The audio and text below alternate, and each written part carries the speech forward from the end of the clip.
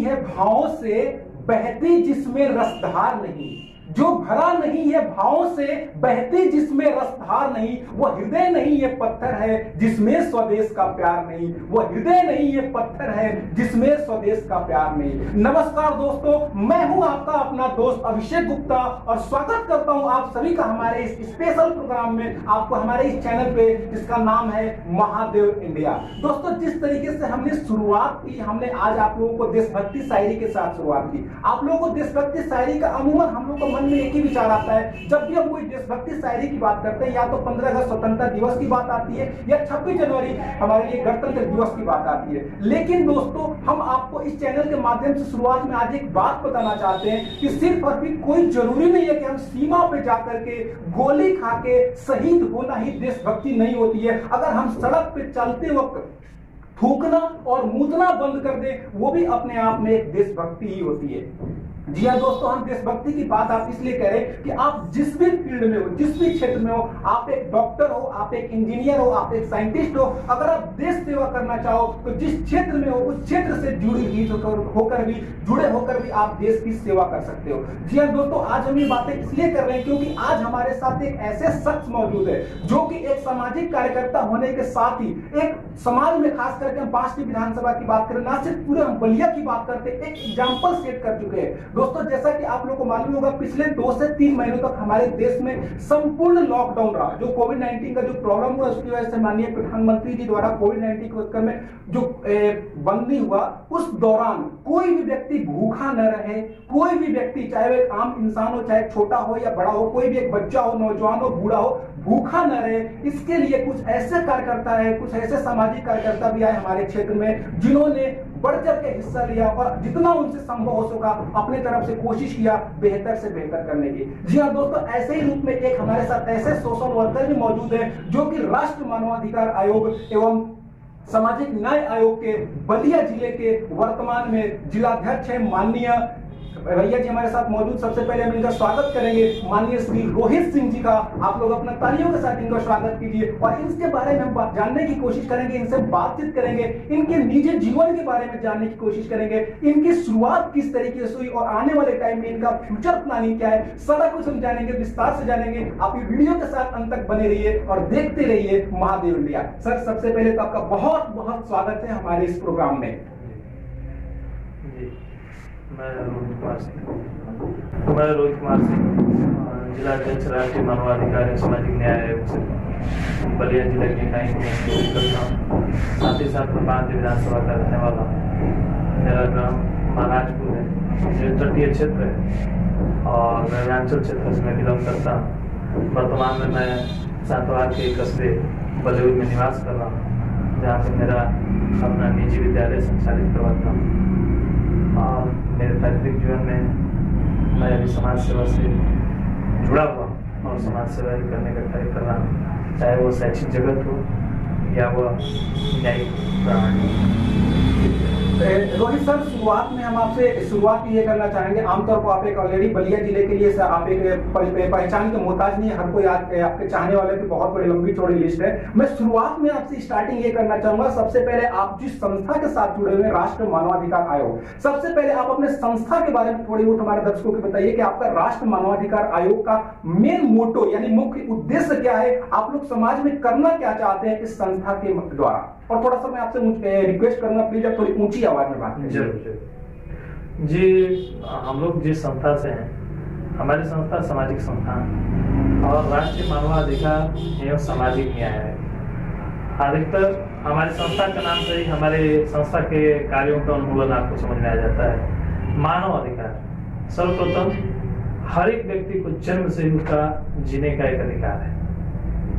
वह व्यक्ति जब इस प्राणी लोक में हमारी इस जीवन योनि में जब वो आते हैं, उनके अपने कुछ अधिकार होते हैं, जिन अधिकारों को स्वतंत्र भाव से वह जी पाए और उनको कोई न छीन पाए, उसके लिए हम लोग लड़ाई करते हैं। साथ ही साथ वह शोषित और पिछड़े व्यक्ति जिनको समाज में न्याय नहीं मिल रहा, किसी कारणवश वह पीछे हट जा रहे हैं, उनको समाज में व्यापक जो भ्रष्टाचार फैला हुआ है उसकी वजह से अगर उनको न्याय नहीं मिल पा रहा है, वैसी स्थिति में हमारी संस्था उनके लिए चलने का काम करती है। साथ ही साथ शिक्षा पे जोर देना, साथ ही साथ बाल मजदूरी को हटाना। बाल मजदूरी भी एक बहुत बड़ी समस्या है। आप देख रहे हैं हम लोगों के बीच में जो पढ़ने की उम्र है बच्चों की, सरकार की लाख योजनाएं होने के बाद हमारी भारतीय सरकार जो अभी वर्तमान सरकार चल रही है, इसमें भी बाल मजदूरी को खत्म करने के लिए बहुत सारे उपाय बताए गए। निःशुल्क शिक्षा के भी प्रावधान है। उसके बावजूद भी कुछ ऐसे बच्चे हैं जो बाल मजदूरी के शिकार हो रहे हैं। उनसे उनको बचाने के लिए रैकेट चल रहे हैं, भीख मंगवाने का काम किया जाता है। आप देखे हैं कि ट्रैफिकों पे बहुत सारे मामले ऐसे उजागर भी हुए हैं, आपके चैनल के माध्यम से हमको देखने को मिला है। लोग उसमें ट्रैफिकिंग, ह्यूमन ट्रैफिकिंग का कार्य होता है, उससे उनको बचाने का काम करता है। साथ साथ समाज में कुछ ऐसे भी लोग हैं जिनको उनके अधिकारों के बारे में भी जानकारी नहीं, उनको उनके अधिकारों के बारे में पता। देखिए शिक्षित लोग जो हैं वो अपने अधिकारों के बारे में जानते हैं। कुछ ऐसे भी लोग हैं जो गांव और कुंभों और शहरों से दूर निवास करते हैं, उनके बीच जाकर उनके अधिकारों को उन्मूलित करना और उनको उनके बारे में जानकारी देना, ये हमारी संस्था काम करती है। और साथ ही साथ जैसे आपातकालीन स्थिति में अभी हम लोगों के बीच में लगातार 3 महीने तक लॉकडाउन चल रहा था, उस स्थिति में भी हमारी संस्था लगातार निरंतर जनता के बीच में जाके जनता की समस्याओं के जानने का कार्य करने का काम हम लोगों ने किया। बलिया जनपद के 2 विधानसभाओं, बैरिया विधानसभा और साथ ही साथ बांसडीह विधानसभा, दोनों विधानसभाओं में हमारी टीम जो है निरंतर लॉकडाउन की स्थिति में कोई भूखा ना रहे अभियान के तहत एक अभियान हम लोगों ने छेड़ा, जिसमें 3 छात्र संघ युवा मोर्चा के संस्थापक भी हम लोगों के साथ थे, जिसमें आलोक सिंह कुंवर जी थे, साथ ही साथ बंटी चौबे इत्यादि विभिन्न युवा मित्र, अंकित चौबे, अंकित पांडे इत्यादि लोग, रंजन सिंह इत्यादि सभी मित्रों के सहयोग से हम लोगों ने निरंतर अपना कार्य करने का काम किया। उसमें लगभग नॉन प्रॉफिटेबल रूप से, किसी प्रकार का कोई प्रॉफिट नहीं है, निसहाय और असहाय लोगों की सहायता के भाव से हम सभी लोगों ने अन्नपूर्णा बैंक का मतलब एक शिलान्यास किया उस दौरान कि हर एक गांव में एक बैंक हो।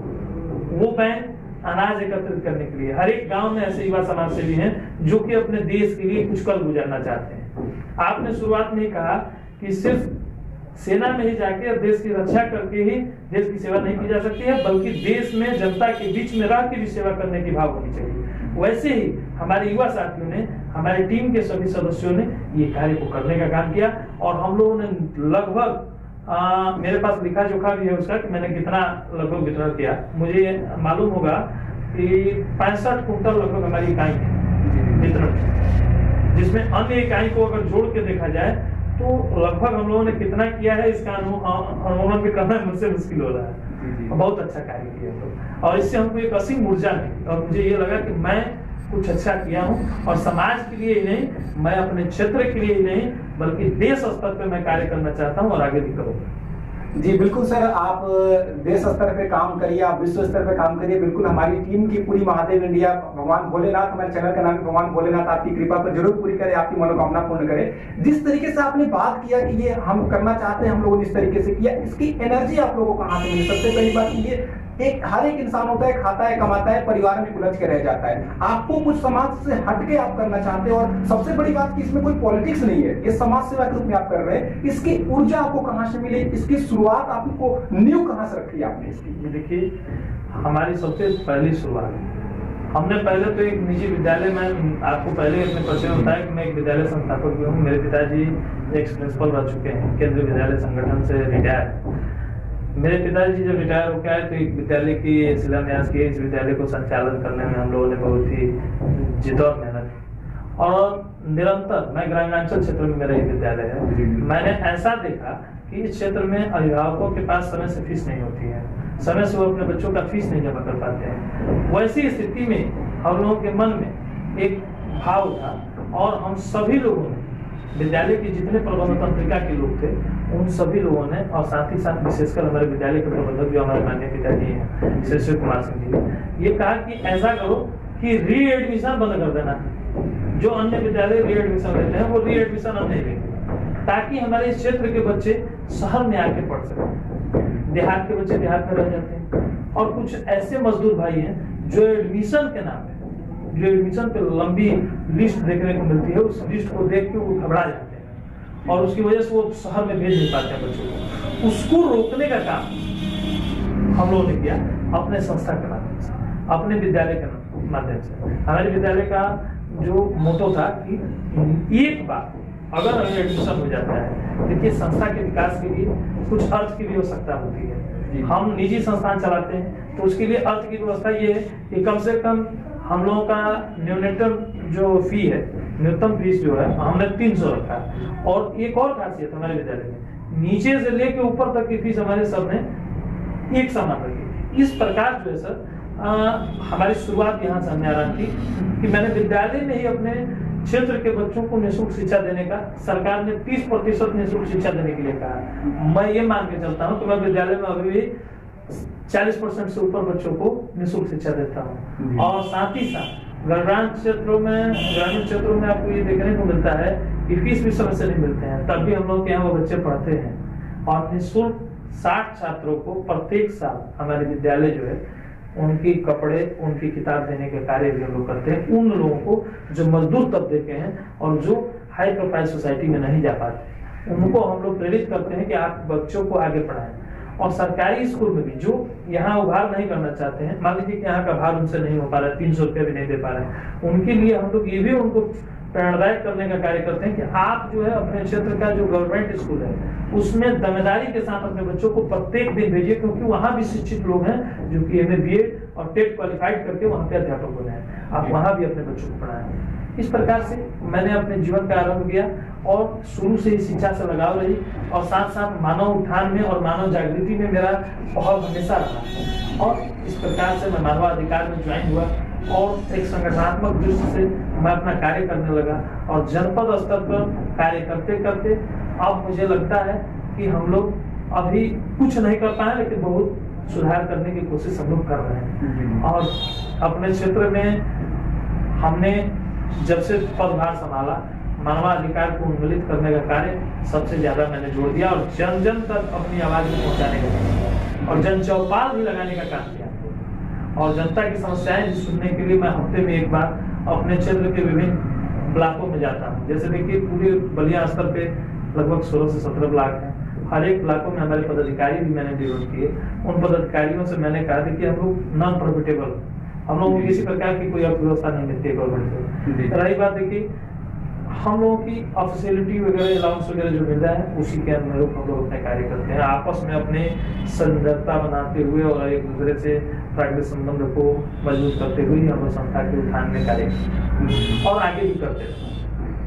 जी, वास्तव में बहुत ही काबिलियत तारीफ है सर। जिस तरीके से आपने स्कूल की बात की कि आपने काफी बच्चे हैं जो कि फ्री ऑफ कॉस्ट जिस तरीके से बात किया, जिसके पास धन का भाव है, अर्थ का भाव है, जिनके पेरेंट्स के पास, वो लोग आकर के आपके स्कूल में पढ़ सकते हैं। तो लगे यार आपका स्कूल का भी प्रचार हो गया हमारे चैनल के माध्यम से। जी, तो दोस्तों अगर आपको आना हो तो सर के स्कूल में आप आकर पढ़ सकते हैं। सर मैं अगला सवाल आपसे ये पूछना चाहता हूँ, बड़ा ही संवेदनशील सवाल है। जिस तरीके से बात करें कि आप लोगों के निजी जीवन में बदलाव लाने की कोशिश करते हैं, जो व्यक्ति समाज से वंचित रह जा सकता है, समाज के अधिकारों से वंचित रह जाता है, उनको आप अधिकार लाने की कोशिश करते हैं आपका समाज, आपका संगठन के माध्यम से। कोई एक ऐसा उदाहरण आपके बांसडी में विधानसभा या पूरे बलिया जिले की बात करूंगा, कोई एक व्यक्ति जिसकी निजी जीवन में आपकी वजह से या आपके संगठन की वजह से बदलाव आया हो, उसका उदाहरण जो आप हमारे दर्शकों को बताना चाहेंगे? जी जरूर बताएंगे। देखिए मैंने जब शुरू में नया पदभार लिया था तो मुझे याद है मैं उस समय अभी अच्छी तरह से अपने पदभार और अपने पद प्रतिष्ठा को संभालने में लगा हुआ था। उस समय मेरे पास एक महिला आई, मैं उनका नाम नहीं रखना चाहूँगा। उन्होंने लगभग 12 साल से उनकी जमीन पे अवैध कब्जा था और उन्होंने लीगली जो कार्य करना चाहिए, प्रोसीजिंग एज ए प्रोसीजिंग। सबसे पहले अगर देखिए जमीन का मामला आता है तो अगर वो व्यक्ति नहीं जानते हैं तो सबसे पहले वो थाने जाते हैं। वो महिला सबसे पहले थाने में पहुंची, उन्होंने अपना तहरीर दिया। थाने के जो इंस्पेक्टर थे उन्होंने उनसे बताया कि माता जी ये राजस्व का मामला है, राजस्व से आप संपर्क करें और राजस्व से अधिकारी जो होते हैं वो तहसील में बैठते हैं। मैं किसके पास जाऊं, उन्होंने मुझसे पूछा तो उन्होंने सारी चीजें उनको संबोधित किया। उसके बाद वो माननीय एसडीएम साहब के पास गए। उस समय बागडी के एसडीएम जो है बसंत कुमार जी से पहले हुए, उनके पास हो गई और उनसे आदेश करवाने के बाद उस जमीन का मतलब कि नापी पैमाइश के आदेश, पैमाइश होने के बाद रेवेन्यू के अधिकारी आके उसको पैमाइश भी कर, पैमाइश करके निर्देशित कर दिया गया, निशानदेहित भी कर दिया गया कि यहाँ से जमीन आपकी है और यहाँ से जमीन उनकी है। उसके बावजूद भी उनकी जमीन पे कुछ दबंगों के द्वारा कब्जा जमा हुआ था। अंत में वह महिला कमजोर थी, उन्होंने कहीं से हमारे बारे में जानकारी उनको मिली कि वो समाज के लिए लड़ने का काम करते हैं। उन्होंने मेरे पास उस मामले को उत्सर्जित करने का कार्य किया। मैंने सर्वप्रथम इस मामले का संज्ञान लेते हुए तुरंत अपने उप जिलाधिकारी जो हमारे बागडी के डीएम महोदय से मैंने उसके बारे में जानकारी दी, तो उन्होंने बताया कि इसमें मैंने जो उचित कार्रवाई है वो करवा दी है, अगर वो नहीं मानते तो उसके ऊपर वैधानिक कार्रवाई जो होती है वो होगी। मैंने कहा कि ठीक है, ये तो पर कानूनी प्रक्रिया से वो मतलब जो भी करवाना है उसको करवाया जाएगा। मैं एक बार दोनों पक्ष को बैठा के मैंने उनको बात किया। जो 12 वर्ष से मामला था, दोनों पक्ष जब आमने सामने बैठे तो उसमें मामला यही था कि उनका एक बर्जा निकला था, उस बर्जे की दूरी लगभग 1 फीट थी। उस बर्जे में एक पाइप था, जो पाइप का पानी हमेशा वो बगल के पड़ोसी के घर में जाता था। उसकी वजह से वो हमेशा उनके बीच तनाव बना रहता है। उन्होंने अपनी बात रखी, इन्होंने अपनी बात रखी। दोनों लोगों की बातों को सुनते हुए मैंने कहा कि बस आपको पाइप से दिक्कत, पाइप बदलवा दिया जाता है, अब आपकी दिक्कत समाप्त हो जाती है। उन्होंने कहा कि इतने से नहीं दिक्कत समाप्त होती, आप लिखवा के मुझे दीजिए कागज पे इस औरत से, नहीं तो कल ये औरत कहेंगी कि हमारे ये जबरियन इन्होंने तोड़ दिया या मुझे जेल देने का काम करेंगे। मैंने कहा कि ऐसा कुछ नहीं होगा, आप इनकी दीवार जोड़ने दीजिए, उनका घर बन रहे। बड़े ही समझौता करने के बाद लंबे समय तक 2 घंटे तक हम लोगों ने प्रयास किया। अंततः हम लोगों को सफलता मिली, हमारी इकाई को, और 12 वर्ष का मामला जो है चुटकी से वहाँ हम लोग 2 घंटे में सुलझाने का कार्य किए और आज तक वहाँ किसी प्रकार की विवाद नहीं हुई। वो महिला सकुशल हैं और उनके घर भी बन चुके हैं और बगल वाले पड़ोसी भी खुशहाल हैं और एक दूसरे के साथ वो लोग मिठाइयाँ और एक दूसरे से रिश्तेदारियाँ भी निभाते हैं। तो वास्तव में ये अपने आप में एक बहुत ही बेहतरीन पहल है, ये अपने आप में ब्रेकिंग न्यूज बनना चाहिए। रोहित सिंह ने 12 वर्ष का मामला 2 घंटे में मिटाया, अपने आप में ब्रेकिंग न्यूज बनना चाहिए। सर, हमारे पास समय के अभाव है, मैं 2-3 सवाल आपसे और करना चाहूंगा। सबसे पहला सवाल तो आप शॉर्ट में थोड़ा जवाब दीजिएगा, आने वाले टाइम में आपकी योजनाएं क्या है भविष्य को लेकर के, या फिर आपके निजी जीवन को लेकर के? आप पॉलिटिक्स में आना चाहेंगे, नहीं आना चाहें तो समाज के लिए आने वाले टाइम में आप क्या करना चाहते हैं? जी देखिए, आप प्री प्लानिंग तो हमारी यही है कि मैं जिस प्लेटफॉर्म से चल रहा हूँ इस प्लेटफॉर्म तक आगे तक में जाने का कार्य जिला पे हूँ। मैं चाहूँगा, मेरी तैयारी ये है, मैं लॉ की तैयारी कर रहा हूँ, मेरी तैयारी चल रही है।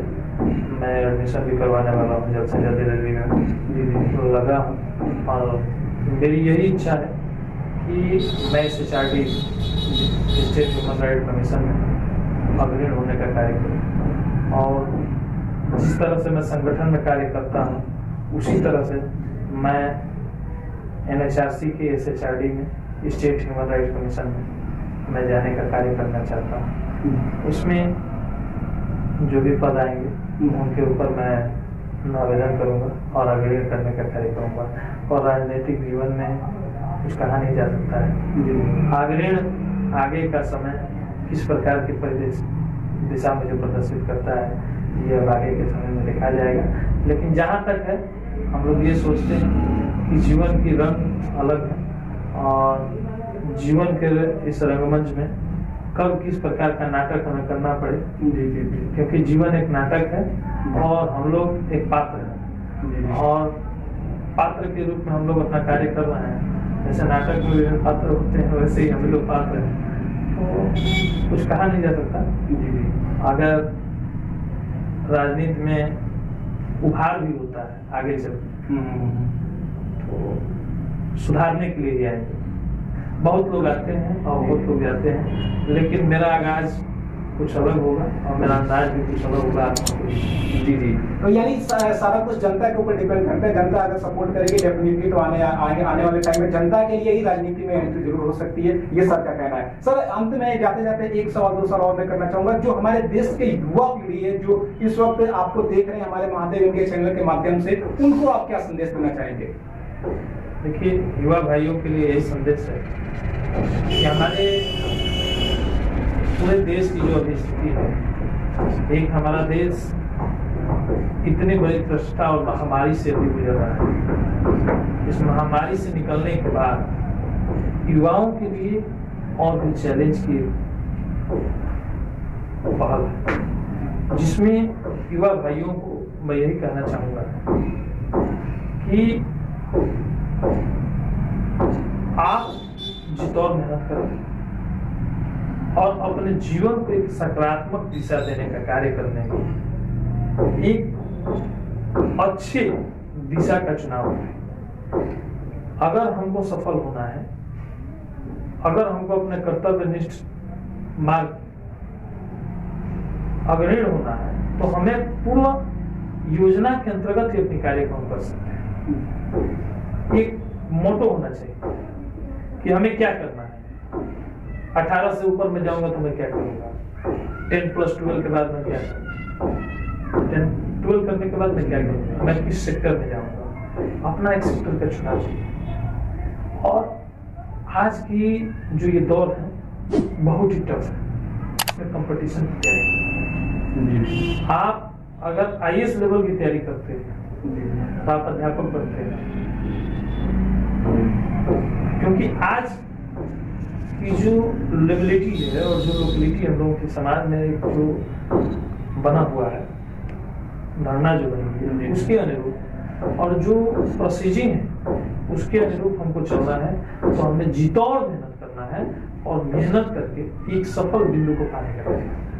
और युवा तभी सक्सेस होंगे जब वह अपना एक एकात्मक दिशा को चुनने का काम करे, एक मोटो बना ये किसी क्षेत्र में तैयारी करनी चाहिए, तब जाके एक अच्छे पद की चुनाव हो सकती। बिहार राज्य के बारे में आप जानते हैं, इस शिक्षा में कभी वो बहुत पीछे था, इतिहास उठा के देखा जाता है, आज हमारे उत्तर प्रदेश से आगे। तो मैं उन सभी छात्र छात्राओं और युवा भाइयों से मैं अनुरोध करना चाहूंगा आपके चैनल के माध्यम से कि रख हौसला वो मंजर भी आएगा, समंदर चूमेगी दरिया के, आप पार होंगे बहुत सारे, रख हौसला वो मंजर भी आएगा। युवा भाइयों, अगर हम मजबूती के साथ अपने जीवन में आगे बढ़ेंगे जरूर हमें सफलता मिलेगी। विभिन्न प्रकार की दिक्कतें आती हैं, लेकिन उन दिक्कतों को तोड़ने की शक्ति हमारे अंदर होनी चाहिए और लड़ने की शक्ति होनी चाहिए। लड़ने से मेरा ये तात्पर्य नहीं है कि आप हथियार उठा लें, लड़ने से मेरा तात्पर्य ये है कि आप अपने आत्मधैर्य से और अपने अंदर की शक्ति से उस पर विजय पाए, अपने ज्ञान से विजय पाए, ना कि हथियार से, ना कि डंडे से, ना कि भाले से, अपने ज्ञान से पाए और एक अच्छे पद पे जाने का काम करें और अपने क्षेत्र के गौरवान्वित करने का काम करें। जिस क्षेत्र, जिस कुनबे, जिस गांव से आप बिलोंग करते हैं उस गांव का नाम रोशन करें। ये नहीं है कि आपके अंदर वो क्वालिटी नहीं, हर एक व्यक्ति के अंदर एक अलग अलग विभिन्न क्वालिटियां हैं, जिस क्वालिटी को उभारने की शक्ति हमारे अंदर होनी चाहिए। और जिस समय हमारे अंदर की आध्यात्मिक शक्तियों के बारे में हम जान जाते हैं, उस समय हम आकृति महान हो जाते हैं और आकृति एक सफल बिंदु पे बस जी। तो बिल्कुल आपने बिल्कुल सही बात बोला, हमारे पास एक लक्ष्य होना चाहिए, एक मंजिल होना चाहिए, तो डेफिनेटली हम उस मंजिल को पाने की तरफ। आपने कहावत सुनी होगी कि अगर आप किसी चीज को शिद्दत से पाने की कोशिश करो तो सारी कायनात उसे मिलाने के लिए आपके पास लग जाती है। तो जाहिर सी बात है वो लक्ष्य, वो शिद्दत आपको कोशिश करनी है, सफलता ऊपर वाला देगा, सफलता आपका परिश्रम देगा। तो दोस्तों इस वीडियो को मैं एंड करना चाहूंगा। ये थे आज हमारे साथ राष्ट्र मानवाधिकार आयोग के बलिया जिले के जिला अध्यक्ष और यहाँ पे बात करने के लिए हमारे साथ मौजूद है माननीय श्री रोहित सिंह जी। तो सर सबसे पहले तो आपका बहुत बहुत धन्यवाद कि आपने अपना कीमती समय दिया और हमारे दर्शकों के साथ रूबरू हुए और हम अपने विचारों को हमारे साथ साझा करने की कोशिश की। दोस्तों ये वीडियो आपको जरूर उम्मीद है पसंद आया होगा। ये वीडियो अगर आपको अच्छा लगा हो तो वीडियो को प्लीज एक लाइक जरूर कर दीजिएगा, चैनल को जरूर सब्सक्राइब कर दीजिएगा, बेल आइकन भी प्रेस कर दीजिएगा। ऐसे ही वीडियो आने वाले टाइम में लगातार हम अपने चैनल पर लेके आते रहते हैं। आने वाले टाइम में कोई भी वीडियो आपसे मिस ना हो जाए इसके लिए चैनल सब्सक्राइब करके बेल आइकन जरूर प्रेस कर दीजिएगा। इस वीडियो को देखने के लिए बहुत बहुत धन्यवाद। मैं अभिषेक गुप्ता आपसे लेता हूं विदा। फिर मैं जल्द मिलूंगा आपसे एक नए वीडियो के साथ। तब तक के लिए आप अपना ख्याल रखिएगा, हंसते रहिए, मुस्कुराते रहिए। जय हिंद, जय भारत, महादेव इंडिया।